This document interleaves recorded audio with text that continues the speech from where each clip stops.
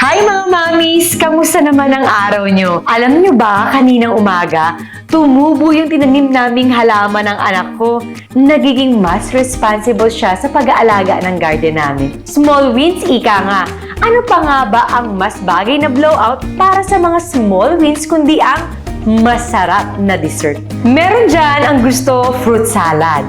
Meron naman dyan ang treat cheesecake. Ang tanong, bakit kaya hindi natin pagsamahin ang dalawang para mas pinasarap? Halika, with Mega Prime, gawa tayo ng no-bake tropical fruit cocktail cheesecake. Di kailangan ng oven. Ito ang mga ingredients natin. First step is gagawa tayo ng crust. At ipipress natin ito sa isang pan.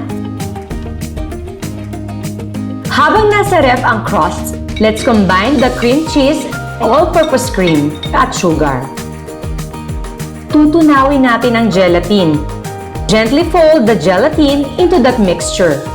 After 15 minutes, ibubuhos natin ngayon ang cream cheese mixture sa crust. Then, ilalagay uli natin ito sa ref.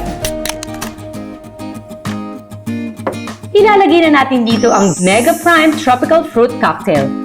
Uy, refreshing tignan. Mukhang masarap. Sampulan nga natin.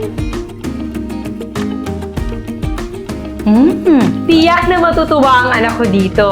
At syempre, ang buong pamilya ko na rin. Fruit salad na? Cheesecake pa? Woo! Level up, di ba? Sa panahon ngayon, huwag nating kalimutan ang maliit na bagay. Maliit na pagkapanalo na magpapasaya sa ating pamilya. Celebrate them with a Mega Prime meal.